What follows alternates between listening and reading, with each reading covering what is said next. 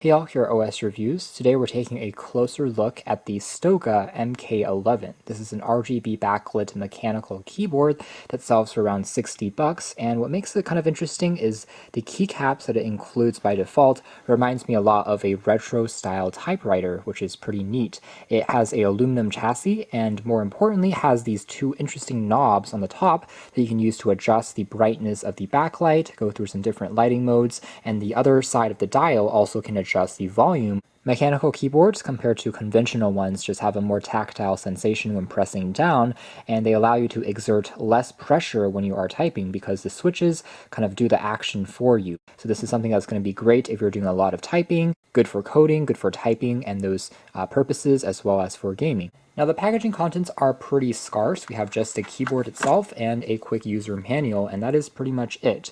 It is a compact keyboard, so it has 87 keys. There is no dedicated numpad, for example, on the right side. As far as the construction is concerned, as aforementioned, the main deck of the keyboard is made out of aluminum, so it feels quite sturdy, has these chamfered edges on the sides, which do make it look pretty shiny, and as far as the profile is concerned, for a mechanical keyboard, it is pretty slim. Now, one thing I would have liked to see, however, is a detachable USB cable. On here, it's fixed by default, so you aren't able to remove it. The base of the keyboard is constructed out of a polycarbonate plastic, compared to the front deck, again, which is metal, and then from here, there's also an interesting switch that you can use to manually turn on or off the backlight. The one feature that is lacking on the base, as we saw previously, is rubber feet that you can use to pop it up at an elevated angle. So it's offered at only this one position, which is fairly flat. There's a slight dip or dimple towards the center of each key as you're pressing down, and they are kind of matte in terms of the texture, so it doesn't attract too many fingerprints either, and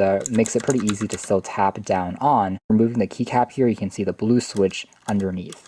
Now along the top here, we have access to some LED notification lights and some shortcuts for things like the calculator, in addition to doing things like locking your computer, media controls, but these keys themselves are regular kind of membrane style. They're built into the deck.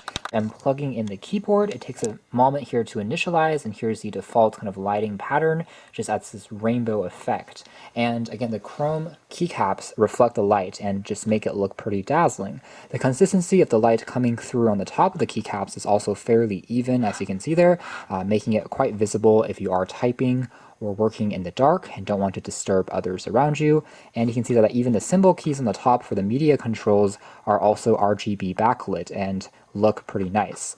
As far as the other effects, we can use the dial here to change the brightness, as aforementioned, to make it dimmer, and once it reaches the minimum dimness, you can see the light here starts to blink and flash. I can also use it to pull up, and that gets brighter and brighter by increments until I reach the maximum brightness.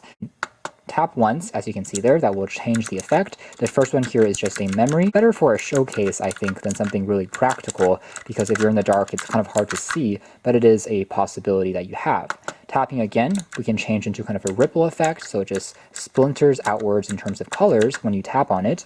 Once more, and we have a row-wise splinter instead of a ripple, which is round, and also works pretty well. Once more, changes into kind of a random dazzling pattern. I can tap again, and this will just keep it on at this kind of randomized stage, and it's going to be backlit, but very colorful and candy-like.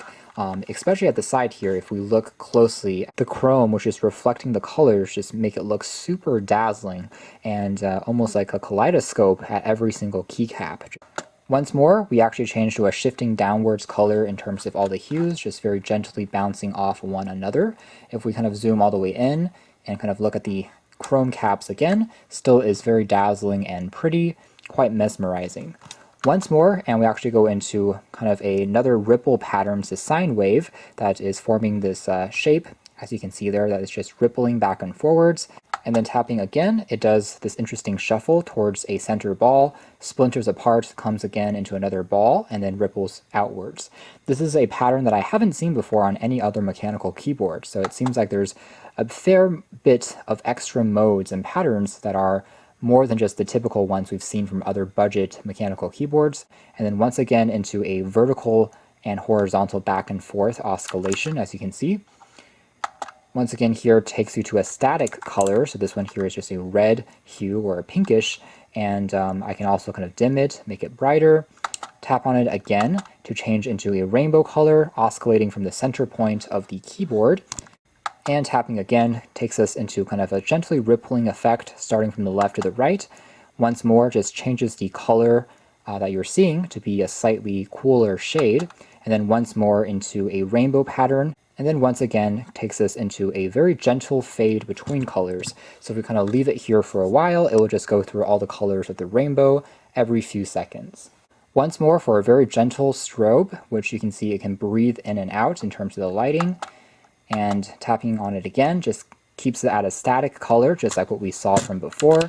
You can even change the color of every specific key. That's the backlight recording guide, so you're able to take a look at every single key on the 87 keys and change them to a specific color if you want to. So technically, yes, you are able to kind of map it. You can even make it display a logo or something if you have the patience to go through and map every single individual key using these settings. One thing that is lacking though is a companion application on the computer. So there is no way to kind of customize the lighting from a computer app. You have to do it manually on the keyboard itself.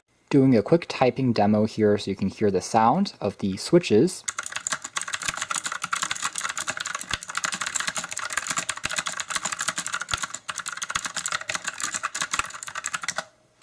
So you can hear there that the blue switches are definitely not the most quiet in the world. They're quite loud and a confident click, I would say. So that's more or less it as far as our hands-on review of the MK11 mechanical gaming keyboard with the retro typewriter style layout and the scroll dial design on the top left and right sides. I think it's got a very cool kind of look. The lighting patterns are very dazzling and mesmerizing. It's a true RGB backlit keyboard that offers different colors at every single key that you can customize with, gives you plenty of different lighting modes, and definitely looks more expensive than the price would suggest. Very satisfying for typing out documents with, and just offers a nice, simple, I think, look that I think will be satisfying for most users looking for a budget mechanical keyboard to improve their typing experience, but want something that has a slightly more distinctive look than many of the other options out there. For now, that's been our video. Thanks for watching here at OS Reviews. That's been the Stoga MK11 budget RGB mechanical typewriter style keyboard.